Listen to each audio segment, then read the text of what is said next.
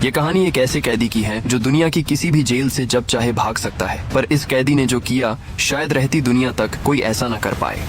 कहानी की शुरुआत होती है एक ओल्ड एज होम यानी वृद्ध आश्रम से, जहां एक बूढ़ा आदमी पॉल एजकॉम्ब रहता है। वहां के नियम बहुत सख्त हैं और किसी भी व्यक्ति को बाहर निकलने की अनुमति नहीं दी जाती है। पर पॉल सुबह सवेरे अपनी जगह से उठता है और अक्सर बिना किसी को बताए चुपके से मुख्य दरवाजे से बाहर निकल जाता है। पॉल रास्ते पर चलता हुआ एक पहाड़ी के ऊपर बने पुराने घर के पास पहुंचता है और वहां रुककर उसकी कांच की खिड़की से अंदर झांकने लगता है। पॉल की आंखें अंदर किसी चीज पर टिक जाती हैं और कुछ देर बाद वह मुड़कर वापस ओल्ड एज होम की तरफ चल देता है। इमारत के अंदर पहुंचने पर पॉल देखता है कि हॉल में बाकी सभी लोग कुर्सियों पर बैठकर टीवी देख रहे होते हैं और टीवी पर चल रहे एक दृश्य को देखते ही पॉल के चेहरे के भाव बदल जाते हैं और पॉल रोने लग जाता है। उसकी दोस्त एलन उसे रोता हुआ देखती है। एलन अपनी कुर्सी से उठती है और पॉल का हाथ पकड़कर उसे वहां से दूर ले जाती है। वे दोनों एक खिड़की के पास रखी खाली टेबल के पास पहुंचते हैं और कुर्सियों पर बैठ जाते हैं। एलन पॉल के चेहरे की तरफ देखती है और समझ जाती है कि टीवी के उस वीडियो ने पॉल के दिमाग में पुरानी यादें ताजा करती हैं। एलन सीधे पॉल से सवाल करती है, तुम्हें क्या हुआ? पॉल एक लंबी सांस लेता है और अपनी पुरानी जिंदगी की कहानी सुनाना शुरू कर देता है। पॉल बताता है, महामंदी के दौर में मैं एक जेल के अंदर गार्ड की नौकरी करता था। मेरी मुख्य जिम्मेदारी उन सभी कैदियों की देखभाल करना था जिन्हें कोर्ट से मौत की सजा मिली हुई होती थी। उस जेल के फर्श पर हर तरफ हरी रंग की टाइलें बिछी हुई थी और इसी हरे रंग की वजह से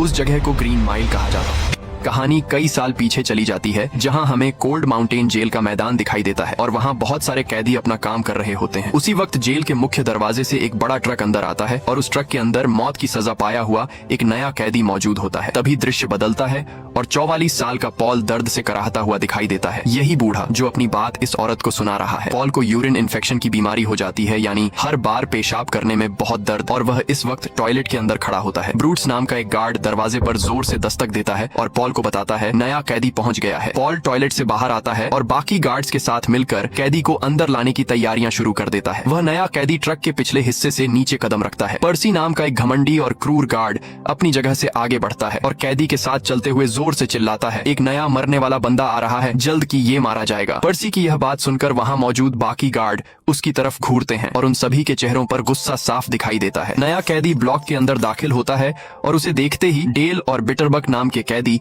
अपनी कोठरियों में चौंक जाते हैं, क्योंकि उस कैदी का शरीर बहुत ज्यादा विशाल होता है। पर पॉल को उस कैदी के चेहरे को ध्यान से देखता है और उसे उस इंसान के चेहरे पर एक मासूमियत नजर आती है। पर्सी कैदी को जोर से डंडा मारता है और उसे कोठरी के अंदर जाने का आदेश देता है। पॉल तुरंत आगे बढ़ता है, वह पर्सी को रोकता है और उसे वहां से जाने का ऑर्डर देता है और बाकी गार्ड्स के काम में मदद करने का निर्देश देता है कि तभी एक कैदी डेल के मुंह से जोर की हंसी निकल जाती है। पर्सी यह हंसी सुनकर अपना आपा खो बैठता है। वह डेल के पास जाता है और डेल के हाथ पर डंडे से एक जोरदार हमला करता है। इस प्रहार के कारण डेल की उंगलियां टूट जाती हैं। पॉल पर्सी को जोर से डांटता है और उसे तुरंत उस ब्लॉक से बाहर निकाल देता है। पॉल नए कैदी की फाइल खोलता है और पढ़ता है। पॉल कहता है, क्या तुम्हारा नाम जॉन कॉफी है? कैदी कहता है, हाँ, मेरा नाम पीने वाली कॉफी पर स्पेलिंग थोड़े अलग है। पॉल जॉन का बाकी गार्ड्स के साथ परिचय करवाता है। जॉन पॉल से कहता है, मेरे कमरे की लाइट बंद मत करना क्योंकि मुझे अंधेरे से डर लगता है। पॉल उसे जवाब देता है, इस गलियारे की लाइट हमेशा जलती रहती है। पॉल कोठरी से बाहर आता है और लोहे का दरवाजा बंद हो जाता है। जॉन काफी मायूस होकर कहता है, मैं ये रोक नहीं सका, रोकने की कोशिश की थी पर देर हो चुकी थी। गार्ड अपने ऑफिस में वापस आते हैं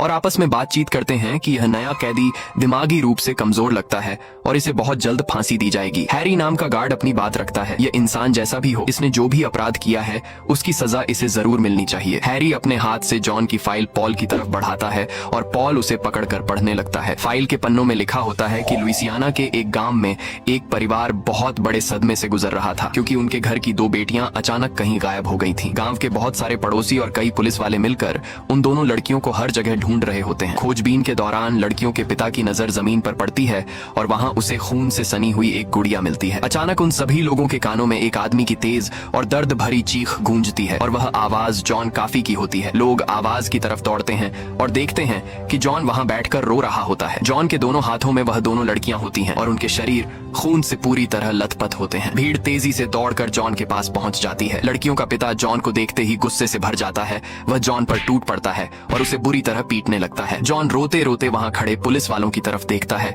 और कहता है, मैं ये रोक नहीं सका, रोकने की कोशिश की थी पर देर हो चुकी थी। तभी एक पुलिस वाला अपनी गन बाहर निकालता है और उसे जॉन की गर्दन पर टिका देता है। वह पुलिस वाला जॉन से कहता है, तुम्हें हत्या के जुर्म में गिरफ्तार किया जाता है। पॉल जॉन काफी की फाइल का आखिरी पन्ना पढ़ रहा होता है कि तभी जेल का वार्डन हाल उसके पास आता है। वार्डन पॉल को जानकारी देता है 20 मिनट पहले स्टेट कैपिटल से एक बहुत गुस्से भरा फोन आया था। हाल आगे बताता है पर्सी कोई आम गार्ड नहीं है बल्कि वह गवर्नर की पत्नी का भतीजा है, वही पर्सी जिसने कैदी की उंगलियां तोड़ी थी। पॉल सोच में पड़ जाता है और कहता है अगर पर्सी के पास इतने अच्छे संपर्क मौजूद हैं तो वह अभी तक इस जेल में क्या कर रहा है। पर्सी तो कहीं भी बड़ी जगह नौकरी कर सकता है। पॉल अपनी परेशानी जाहिर करता है और हाल से कहता है उस मतलबी और बेवकूफ पर्सी ने आज बेवजह डेल की उंगलियां तोड़ दी। पॉल हाल को यह भी साफ बता देता है अगर पर्सी यही काम करता रहा तो वह दूसरे कैदियों को भी नुकसान पहुंचाएगा। वार्डन हाल पॉल को धैर्य रखने की सलाह देता है और वार्डन पॉल को बताता है पर्सी बहुत जल्द यहाँ से चला जाएगा क्योंकि उसने ब्रायर रिज मेंटल अस्पताल में एक ज्यादा वेतन वाली नौकरी के लिए आवेदन कर रखा है। पॉल अपनी शंका जताता है मुझे लगता है पर्सी सिर्फ किसी कैदी को बिजली की कुर्सी पर तड़पते हुए देखना चाहता है। वार्डन हाल वहाँ से जाने से पहले पॉल से कहता है पर्सी को बस एक मौका दे दो। पॉल अपनी ड्यूटी खत्म करके अपने घर पहुँचता है और अपनी पत्नी जेन को जेल में हुई सारी बातें बता देता है। वह जॉन कॉफी का भी जिक्र करता है। पॉल अपने यूरिन इन्फेक्शन के दर्द के बारे में शिकायत करता है। पॉल इस बात से बहुत उदास होता है कि बीमारी के कारण होने वाले दर्द की वजह से वह अपनी पत्नी से प्रेम भी नहीं कर पा रहा है। जेन उसकी हालत को समझती है और उसे दिलासा देती है। अगला दिन शुरू होता है और पॉल डीन के साथ मिलकर बिजली की कुर्सी को साफ कर रहा होता है जिस पर कैदियों को मौत की सजा दी जाती है। तभी उन्हें एक कोने से ब्रूट्स के हंसने की आवाज सुनाई देती है। ब्रूट्स उन्हें अपने पास बुलाता है और एक छोटा सा चूहा दिखाता है जो सामने वाले स्टोर से अंदर से बाहर निकल कर आता है। वह चूहा बिना किसी डर के इंसानों के बीच आराम से घूम रहा होता है। ब्रूट्स उस चूहे के सामने खाने का एक टुकड़ा डालता है। चूहा एक बिस्किट का टुकड़ा अपने मुंह में दबाता है और वापस उसी स्टोर में भाग जाता है। पॉल को इस बात की फिक्र होती है कि यह चूहा जेल की दीवारों में छेद बना देगा और फाइलों को खा जाएगा। पॉल दूसरे गार्ड को आदेश देता है मेरे साथ मिलकर उस चूहे को फौरन पकड़ो। वह स्टोर काफी समय से एक गोदाम की तरह बन चुका होता है। गार्ड कमरे के अंदर रखा सारा सामान बाहर निकाल कर रख देते हैं। वे पूरी जगह छान मारते हैं लेकिन वह चूहा किसी को नहीं मिलता।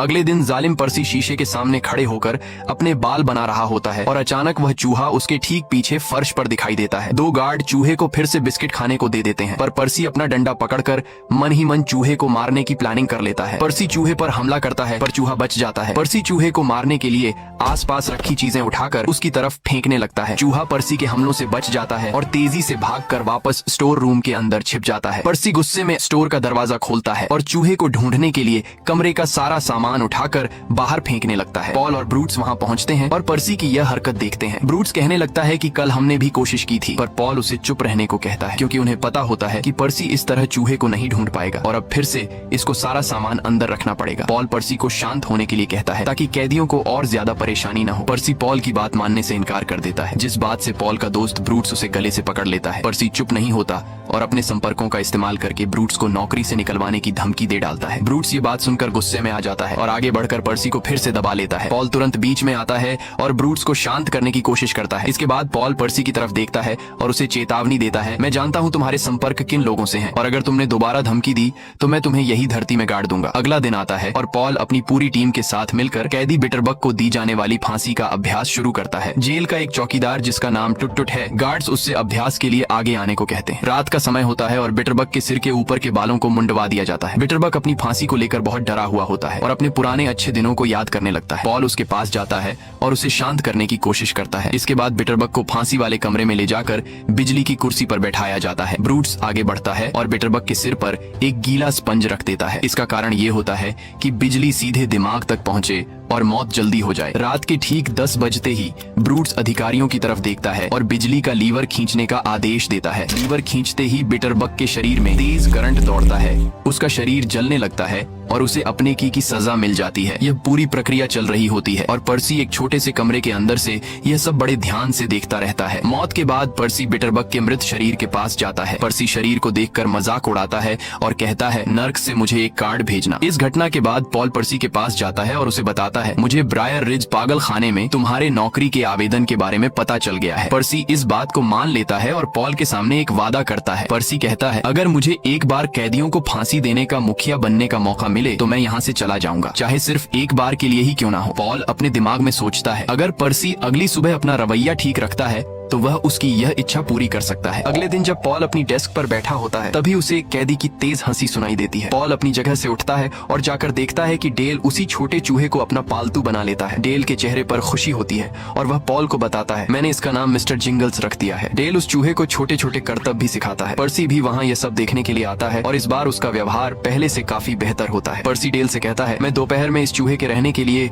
एक सिगार का डिब्बा ढूंढ कर लाऊंगा। तभी वार्डन का बुलावा आता है और पॉल उसके पास पहुंचता है। वार्डन हाल पॉल को बताता है, कल हमारी जेल में एक नया कैदी आने वाला है जिसका नाम विलियम वार्टन है। वार्डन हाल आगे बताता है, विलियम को 3 लोगों की हत्या के लिए मौत की सजा मिली है और उन लोगों में एक गर्भवती महिला भी शामिल थी। इसके बाद हाल पॉल को एक बुरी खबर देता है, मेरी पत्नी मेलिंडा के सिर में ट्यूमर है। हाल कहता है, ये ट्यूमर नींबू के आकार का है और डॉक्टर इसका ऑपरेशन नहीं कर सकता। हाल भारी मन से कहता है, मैं अपनी पत्नी को यह बताने की हिम्मत नहीं कर पाया कि वह जल्द ही मरने वाली है। अगली सुबह पॉल सोकर उठता है और बाथरूम की तरफ जाता है। पॉल को इन्फेक्शन के कारण तेज दर्द होने लगता है। पॉल खुले में पेशाब करता है और दर्द के मारे वहीं जमीन पर लेट जाता है। अगले दिन पॉल अपनी पत्नी जेन के पास जाता है और बताता है, मेरा इन्फेक्शन बहुत बढ़ रहा है और मुझे डॉक्टर के पास जाना होगा। इसी दौरान नया कैदी विलियम वार्टन जेल पहुंचता है। हैरी, डीन और पर्सी कैदी वार्टन को खुद पागल खाने से गाड़ी में बिठाकर जेल में लेकर आते हैं। वार्टन पूरी तरह नशे में होता है। पॉल ग्रीन माइल के क्वार्टर में जॉन काफी के सेल के बाहर खड़ा होकर उनका इंतजार कर रहा होता है। तभी अचानक जॉन काफी अपनी कोठरी के अंदर से बोलने लगता है, संभल कर, नए कैदी से बचकर रहना। पॉल पीछे मुड़कर काफी को देखने लगता है। दूसरी तरफ अंदर आ रहा वार्टन अचानक अपना हाथ चलाता है और पर्सी के चेहरे पर कोहनी मार देता है कि तभी वह अपनी हथकड़ी से डीन का गला घोंटने लगता है। पॉल डीन को बचाने के लिए आगे बढ़ता है पर वार्टन पॉल की इन्फेक्शन वाली जगह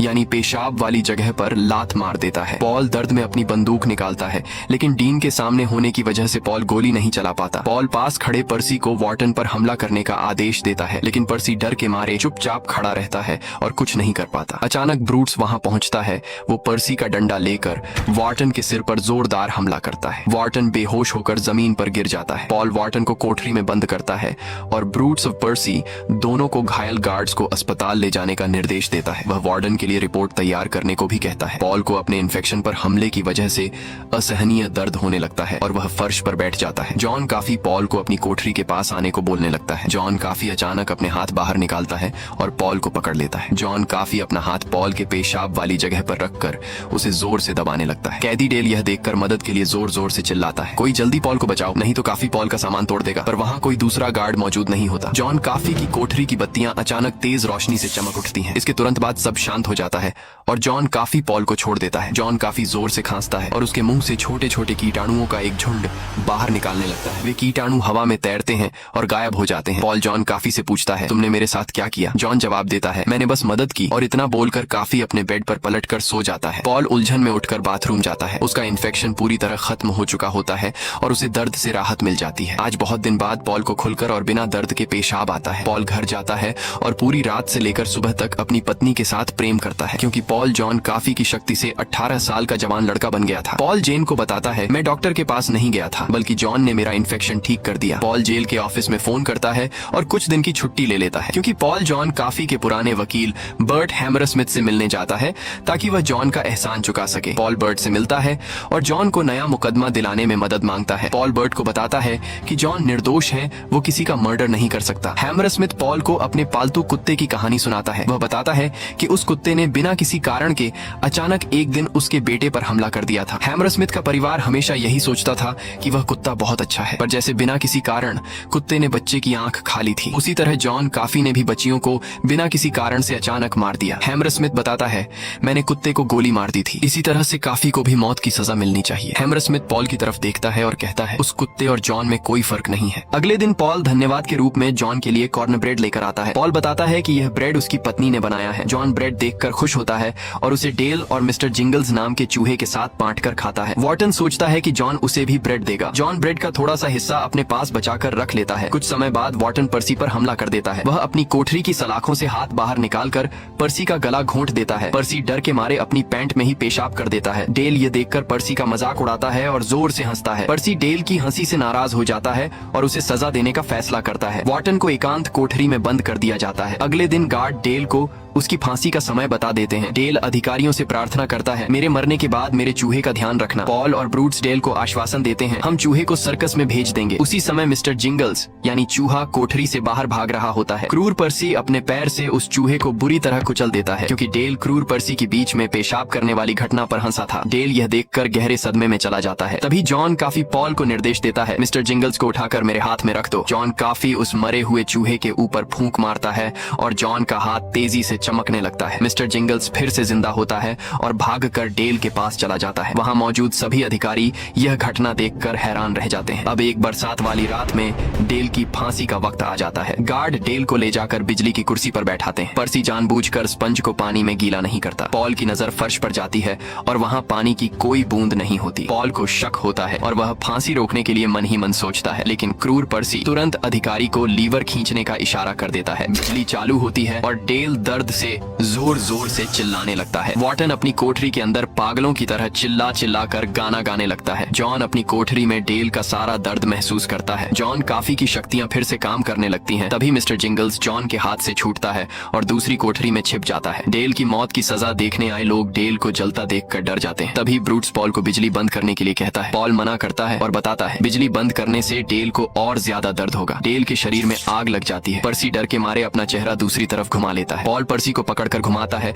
और उसे डेल की हालत देखने पर मजबूर कर देता है। फांसी खत्म होती है और क्रूर पर्सी पॉल से झूठ कहता है, मुझे नहीं पता था कि स्पंज गीला होना चाहिए। ब्रूट्स गुस्से में अपना हाथ उठाता है और पर्सी के चेहरे पर एक जोरदार थप्पड़ मार देता है। वार्डन हाल वहाँ पहुँचता है और पूछता है, यहाँ क्या हुआ? पॉल वार्डन को बताता है, ये सब पर्सी की नासमझी की वजह से हुआ है। पॉल पर्सी के वादे को याद दिलाता है और कहता है, अब पर्सी को ब्रायर रिज जाना होगा। पॉल वापस अपने ब्लॉक में पहुँचता है। जॉन काफी पॉल को बताता है, मैंने डेल का सारा दर्द महसूस किया है। जॉन आगे कहता है, मिस्टर जिंगल्स यानी चूहे ने भी मेरे जरिए उस दर्द को महसूस किया। अगले दिन पॉल और जेन वार्डन हाल के घर जाते हैं ताकि वे उसकी पत्नी मेलिंडा से मिल सकें। हाल पॉल को जानकारी देता है, मेरी पत्नी की हालत लगातार बिगड़ रही है और वह पहले जैसी नहीं रही, जल्द ही मरने वाली है। मेलिंडा बहुत गालियां देती है और हमेशा भ्रम की स्थिति में रहती है। घर वापस आने के बाद उसी रात पॉल जेन से कहता है, मैं बाकी गार्ड्स को अपने घर बुलाना चाहता हूँ। अगले दिन सभी गार्ड पॉल के घर पहुँचते हैं। पॉल उनसे जॉन द्वारा मिस्टर जिंगल्स चूहे को ठीक करने के बारे में उनकी राय पूछता है। पॉल उन्हें यह भी बताता है, मेरा इन्फेक्शन भी जॉन की शक्ति की वजह से ही ठीक हुआ था। इसके बाद पॉल उनके सामने एक योजना रखता है। पॉल कहता है, हम जॉन को चुपके से जेल से बाहर निकालेंगे और वार्डन हाल के घर ले जाएंगे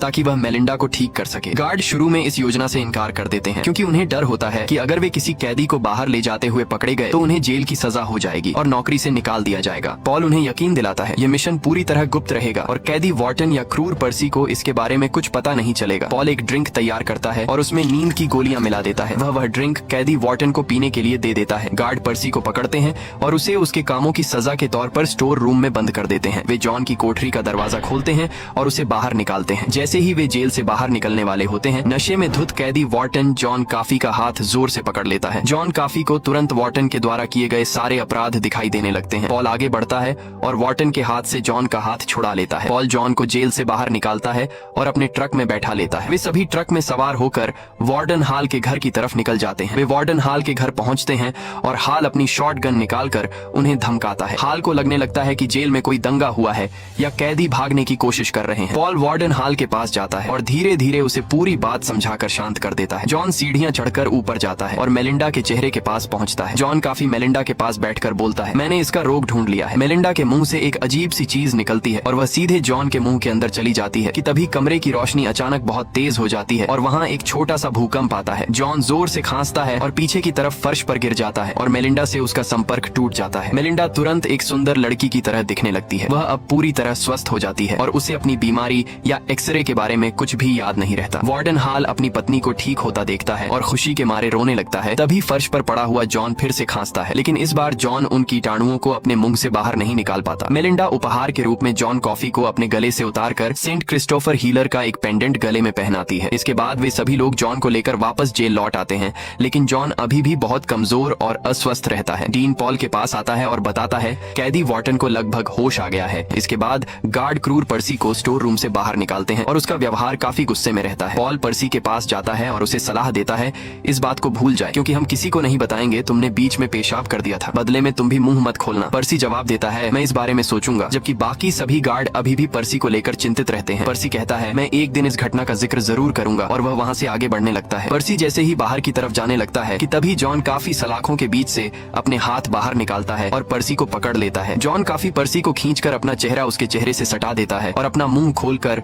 सभी कीटाणु सीधे पर्सी के मुंह के अंदर छोड़ देता है। इसके बाद जॉन काफी क्रूर पर्सी को छोड़ देता है और पर्सी पूरी तरह बेजान हो जाता है, जैसे अब बीमारी उसके अंदर आ गई हो। पर्सी सीधे बाहर अपने कमरे की तरफ बढ़ने लगता है, पर जब कैदी वॉर्टन पर्सी को देखता है और उसे फिर से पेशाब का ताना मारता है कि तभी पर्सी की आंखों से लगातार आंसू बहने लगते हैं। पर्सी अपनी गन बाहर निकालता है और वॉर्टन की छाती पर गोली चला देता है। बाकी गार्ड दौड़ कर आते हैं और पर्सी को चारों तरफ से घेर लेते हैं और पर्सी गिर जाता है और जोर से खांसते हुए काले बीजाणुओं का आखिरी हिस्सा अपने मुंह से बाहर निकाल देता है। पॉल जॉन के पास जाता है और उससे पूछता है, तुमने ऐसा क्यों किया? जॉन जवाब देता है, कैदी वॉर्टन और क्रूर पर्सी बुरे आदमी थे, इसलिए मैंने उन्हें इसकी सजा दी। जॉन पॉल से कहता है, तुम्हें खुद देखना चाहिए, और वह अपना हाथ पॉल की तरफ आगे बढ़ा देता है। दूसरे गार्ड पॉल को जॉन का हाथ पकड़ने से मना करते हैं, लेकिन पॉल उनकी बात नहीं मानता और जॉन का हाथ पकड़ लेता है। अचानक पॉल के दिमाग में कैदी वॉर्टन की यादें चलने लगती हैं और जॉन काफी बताता है। वॉर्टन एक फार्म पर काम करता था और वहीं वे दोनों लड़कियां भी रहती थीं, जिनके कत्ल का इल्जाम मेरे पर लगा है। एक रात वॉर्टन चुपके से उन लड़कियों के कमरे में घुस जाता है और उनका अपहरण कर लेता है और वह उन लड़कियों को धमकी देता है। वॉर्टन कहता है, अगर एक चीखी तो मैं दूसरी को मार दूंगा। कि तभी पॉल को सच्चाई समझ आ जाती है कि उन्हीं दो लड़कियों के मर्डर के लिए जॉन कॉफी को गलत तरीके से सजा मिली है। जॉन की यादों के जरिए पॉल साफ देखता है कि कैदी वॉर्टन ने ही उन दोनों लड़कियों को मार डाला था, क्योंकि वे दोनों एक दूसरे से प्यार करती थीं। ये सब दृश्य देखकर पॉल पूरी तरह हिल जाता है और परेशान हो जाता है। ये सदमा पॉल को थका देता है और तभी वार्डन हॉल और पुलिस वाले जेल में पहुंच जाते हैं, जहां पर्सी जिंदा लाश की तरह होता है, जैसे उसे कुछ पता ही न हो उसने क्या किया। पुलिस जांच पूरी करती है और वार्डन हॉल पॉल से कहता है, मैं तुम्हारी और तुम्हारे साथियों की पूरी मदद करूंगा। वार्डन हॉल कहता है, चाहे इसके लिए मुझे अपनी नौकरी ही क्यों ना खोनी पड़े। वार्डन हॉल पॉल से पूछता है, क्या यह सब मेरे घर पर हुई घटना से जुड़ा है? पॉल इस बात से साफ इनकार कर देता है और पुलिस क्रूर पर्सी को गिरफ्तार कर लेती है। पर्सी को उसी मानसिक अस्पताल में भेजा जाता है जहां उसे पहले नौकरी करनी थी। पर्सी को ठीक उसी कमरे के अंदर रखा जाता है जहां से उसने कैदी वॉर्टन को उठाया था। पर्सी को अब अपनी पूरी जिंदगी वहीं बितानी होती है और दूसरी तरफ पॉल उलझन में पड़ जाता है, क्योंकि उसे जॉन कॉफी के निर्दोष होने की सच्चाई पता चल चुकी होती है। उस रात पॉल अपनी पत्नी जेन से बात करता है और जेन उसे सलाह देती है, तुम जॉन से बात करो और जानो कि वह खुद क्या चाहता है। अगले दिन पॉल और बाकी गार्ड जॉन के पास जाते हैं और उससे पूछते हैं, क्या तुम रिहा होना चाहते हो? जॉन कहता है, मैं भागना नहीं चाहता, क्योंकि मैं तुम लोगों को खतरे में नहीं डालना चाहता, क्योंकि कानून और सरकार की नजरों में मैं अभी भी एक कातिल हत्यारा ही हूँ। पॉल जॉन कॉफी से पूछता है, मैं भगवान के सामने एक निर्दोष आदमी को फांसी देने की बात को कैसे सही ठहरा सकता हूँ? जॉन कॉफी पॉल को शांत करता है और कहता है, तुम चिंता मत करो। जॉन कॉफी बताता है, ठीक करने की शक्ति के साथ मैं अपने आसपास के हर इंसान का दर्द भी महसूस करता हूँ और मैं अब इस दर्द और अंधेरे में जीना नहीं चाहता। अब फांसी की सजा ही मेरे लिए मुक्ति है। जॉन कॉफी कहता है, मेरे लिए फांसी एक तरह की दया होगी, भले ही मैंने कोई अपराध ना किया हो। फांसी का समय पास आता है और पॉल जॉन से पूछता है, तुम्हारी आखिरी इच्छा क्या है? जॉन कॉफी पॉल को बताता है, मैंने आज तक कोई फिल्म नहीं देखी, मैं अब एक फिल्म देखना चाहता हूँ। पॉल और गार्ड एक फिल्म प्रोजेक्टर और एक फिल्म लेकर आते हैं। ये वही फिल्म होती है जो बूढ़ा पॉल कहानी की शुरुआत में देखकर रोने लग गया था और बुढ़िया को कहानी सुनाने लग गया था। फिल्म शुरू होती है और फिल्म में फ्रेड अस्टेयर नाम का पात्र हेवन गाने पर डांस कर रहा होता है और जॉन कॉफी हैरानी के साथ स्क्रीन की तरफ देखता रहता है। जॉन की फांसी का दिन आ जाता है और पॉल आगे बढ़ता है और जॉन के गले से उसका पेंडेंट उतार लेता है। पॉल जॉन कॉफी से कहता है, मैं तुम्हारे मरने के बाद ये पेंडेंट वापस तुम्हारे गले में डाल दूंगा। पहरेदार जॉन को पकड़कर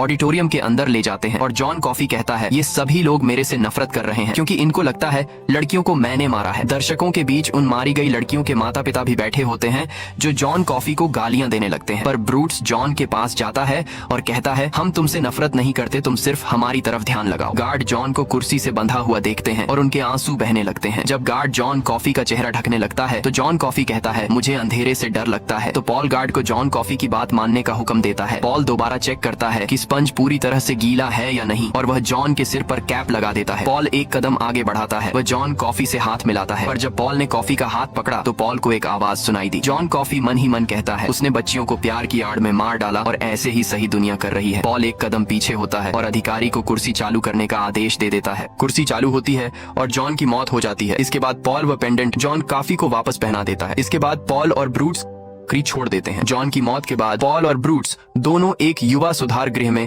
अपना तबादला करवा लेते हैं। बाकी सभी गार्ड ग्रीन माइल पर अपना काम करते रहते हैं। कहानी वापस वर्तमान में आती है और एलन पॉल की बातें सुनती है कि तभी एलन को लगता है कि पॉल की कहानी बहुत अजीब है। पॉल एलन को अपने साथ उसी पहाड़ी के ऊपर वाले घर की तरफ ले जाता है जहां वो रोज सवेरे जाता है। वहां एलन घर के अंदर मिस्टर जिंगल्स को जिंदा देखकर पूरी तरह हैरान रह जाती और उसे वही चूहा दोबारा मिल जाता है जिसे पॉल तब से अपने पास रखे हुए होता है। पॉल एलन को बताता है, मैं एक 108 साल का हो चुका हूँ और शायद मिस्टर जिंगल्स को लंबी उम्र मिलना एक एक्सीडेंट था। वॉर्टन की मौत के बाद पॉल मानता है ये मेरी सजा है कि मैंने ईश्वर का एक सच्चा चमत्कार देखा था। पॉल कहता है अब मुझे जीते रहना होगा और सभी अपनों को, यहाँ तक कि तुम्हें भी बूढ़ा होते और मरते हुए देखना होगा। पॉल बताता है मेरी खुद की मौत आने से पहले मैं अपने सभी दोस्तों से ज्यादा जी चुका हूँ। हाल मेलिंडा, पॉल की पत्नी और उनका बेटा, इन सभी के अंतिम संस्कार में पॉल अकेला मौजूद था। पॉल सोच में पड़ जाता है कि उसके पास जीने के लिए और कितना समय बचा है जबकि ये चूहा ही मर नहीं रहा है। पॉल कहता है मुझे पूरा यकीन है कि एक दिन मैं जरूर मरूंगा। पॉल एलन की तरफ देखता है और कहता है लेकिन अगर भगवान एक छोटे से चूहे की उम्र